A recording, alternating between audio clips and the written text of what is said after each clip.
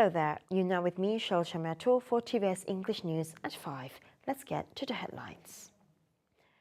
The National Carbon Policy is expected to be ready for implementation this year. Natural Resources, Environment and Climate Change Minister Nik Ahmad said the policy aims to provide guidance on carbon trading at a state level, among others.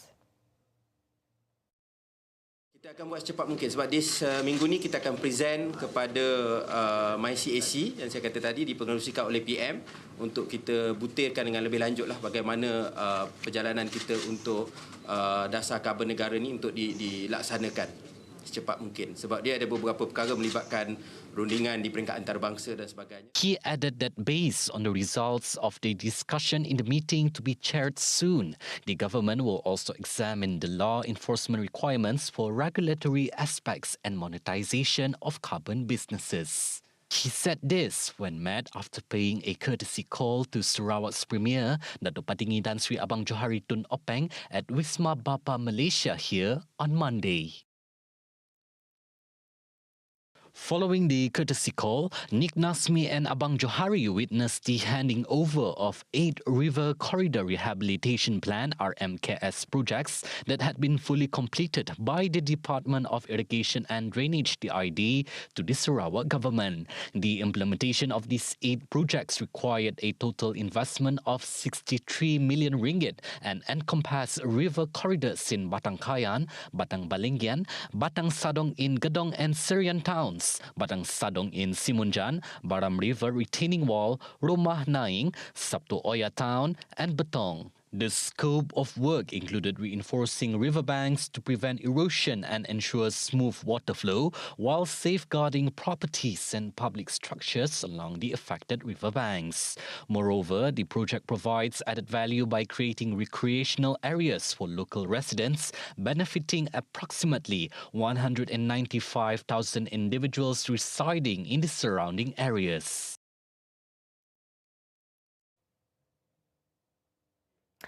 Sarawak is recognized by the Reef Ball Foundation of the United States as the state with the longest artificial reef balls in the world. Zulkifli Muhammad Aton, the CEO of Sarawak Forestry Corporation (SFC), announced that the length of the artificial reef balls is approximately 746 kilometers. Jadi hari ini adalah satu hari yang berkat, right? Then what we do next is we're going to apply for the World Guinness Book of Record to confirm that we are one of the longest in the world. But at the point in time, we have these 2 gentlemen who confirm that we are the longest in the world. As such, he hopes that this dream will come true, and at the moment, SFC is in the phase 2 to add further to the artificial reef balls. Meanwhile, Reef Ball Foundation Chairman Todd Ryan Barbers said it took them 3 months to conduct a study to determine the length of the artificial reef balls in Sarawak's waters in order to grant this recognition. Ryan also said a comprehensive study was carried out to make comparisons with other countries. It took us about 3 months to do the full study because we had to compare every single other country. And so we completed that over the summer, and then Larry and I flew over here to give the reward. He said this after paying a courtesy visit to Sarawak's Premier, Datuk Patinggi Tan Sri Abang Johari Tun Openg at Wisma Bapa Malaysia on Monday. The Sarawak Heart Centre, a division of Sarawak General Hospital, has proudly earned its prestigious place among the top 100 hospitals in the Asia-Pacific region for 2023, as announced by the renowned American magazine Newsweek. In regard to this, Deputy Premier of Sarawak, Dr. Sim Kui Hyun, said this remarkable achievement serves as a testament to the exceptional competence of the Sarawak government in the realm of healthcare. Dr. Sim, who is also the State Minister of Public Health, Housing and Local Government, further said that if Sarawak is given the opportunity to fight for health autonomy, the Sarawak government will be able to manage hospitals more effectively. According to him, the ranking in Newsweek's American edition demonstrates Sarawak's strength in managing the Sarawak Heart Centre. It means that Sarawaking ourselves, if we give us opportunity, we know how to run our hospital. And we not only know how to run our hospital, we run a world-class standard. He told reporters after attending the strategy briefing on Sarawak's post-COVID development plan for 2030. Regarding the development of the Sarawak Cancer Centre, he said that the Sarawak government has signed an agreement with the federal government, whereby the Sarawak government will fund the construction costs up front, and the federal government will allocate the appropriate funding to Sarawak for other projects in the state.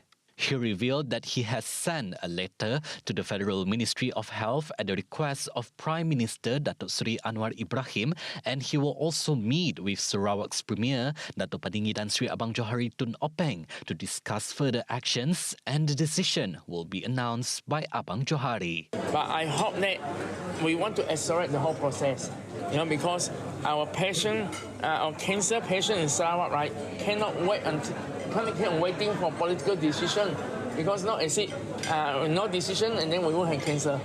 Overdue already. It's long overdue. He asserted that Sarawak at least should be given the opportunity to prove that it is also capable of effectively managing the Sarawak Cancer Centre, as Sarawak has many outstanding medical experts. Should the Cancer Centre is being developed, he expressed confidence that it will succeed. What was supposed to be a love story turned into blank space swiftly.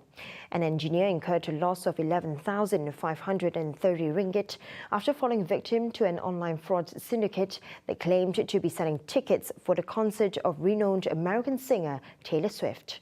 Sarawak Police Commissioner Datuk Muhammad Azman Ahmad Sapri said the man in his 50s purchased 3 tickets after seeing the seller's advertisement on the e-commerce platform Carousel. The victim then proceeded to make the payment at a bank in Kuching City by conducting 3 separate payment transactions to the bank account provided by the suspect. However, after the payment transactions were made, the suspect could no longer be contacted, and the victim, realizing that he had been deceived, lodged a police report for further action. Swift, who is currently on her international tour known as the Eras Tour, will be holding a concert in Singapore from 2nd to 4th March next year.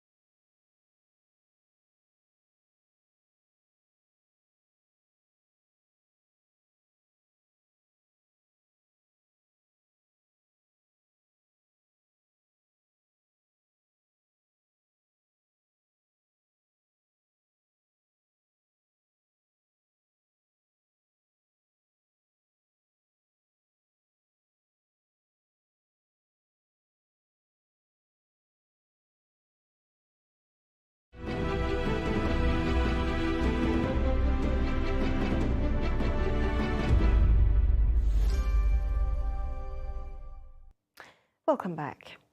Prime Minister Datuk Seri Anwar Ibrahim will present the proposed amendments to the federal constitution to the Conference of Malay Rulers soon, in a bid to solve the citizenship issue plaguing the overseas-born children of Malaysian women with foreign spouses. He said this to enable Malaysians' mothers to be granted equal rights in the federal constitution. Dalam 1-2 hari ini, dia bukan undang-undang menyebut hak warga negara itu hanya kepada bapa. Jadi tak termasuk ibu. Jadi kita nak masuk ibu bapa. Kalau dalam perlembagaan tak adil kalau kita hanya letak bapa dan tak masuk ibu. Jadi itu saja yang nak dikemukakan. Kembali raja itu bila? Ini sesi dan 2 hari, 1 hari ini. He told reporters this after launching the International Malaysian Law Conference 2023 on Monday. Anwar said the proposed constitutional amendment is expected to be tabled at Parliament in September. Earlier in his speech, Anwar said on the plight of stateless persons, the Home Ministry has received numerous citizenship requests under Article 15A of the Federal Constitution, which underscore the urgent need for action. On to the next update. Dato Sri Najib Razak, who is serving a 12-year jail term for corruption, is being allowed to attend court tomorrow. It allows him to follow in person the appeal proceedings pertaining to his lawsuit against former Attorney General Tan Sri Tommy Thomas for alleged misfeasance in public office. A three-member bench of the Court of Appeal comprising Justice Datuk Seri Kamaluddin Muhammad Said, Datuk Lim Chong Fong and Datuk Azizul Asmi Adnan allowed Najib's ex-parte application for the prison authority to bring him to the court for the proceedings. Najib's counsel, Datuk Firoz Hussein Ahmad Jamaluddin, told the court that the former Prime Minister's presence in court was essential to enable his counsel to get appropriate instructions from Najib with regard to the appeal.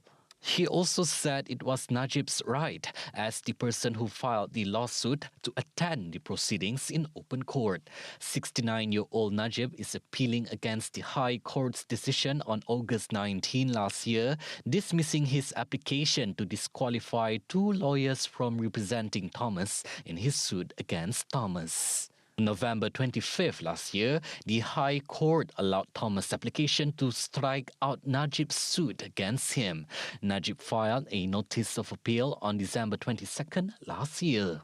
The Court of Appeal has fixed October 4th for hearing Najib's appeal against the High Court's dismissal of his suit against Thomas.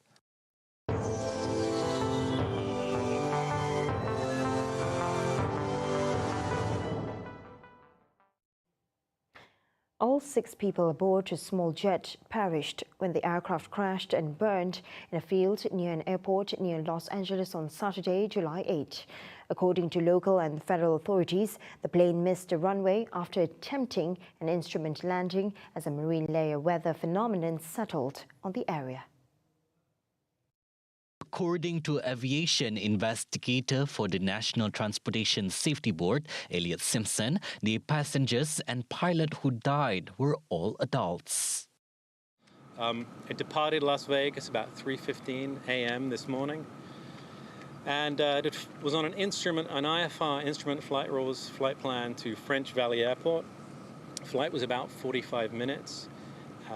However, shortly before landing, a marine layer began to envelop the area with low ceilings and visibilities. The pilot reported to air traffic control that he was going to perform a missed approach, which is generally happens when a pilot can't see the runway environment. Air traffic control then provided the pilot with a clearance to perform the public missed approach and then cleared the airplane to return for landing again. Airplane crashed about 500 feet short of runway 18, which was appeared to be the original intended landing runway. Debris field was about 200 feet long. Most of the airplane, with the exception of the tail, was consumed by fire. 6 people on board, and all were fatal. Simpson added the authorities will continue investigations into the crash before publishing a full report. The aircraft, a Cessna C550 business jet, was traveling from Las Vegas and crashed near French Valley Airport in Riverside County, about 137 kilometers south of Los Angeles at around 3:15 a.m. local time. And that's all the time we have for TVS News at 5. I'm Shal Chamato. Thank you for watching.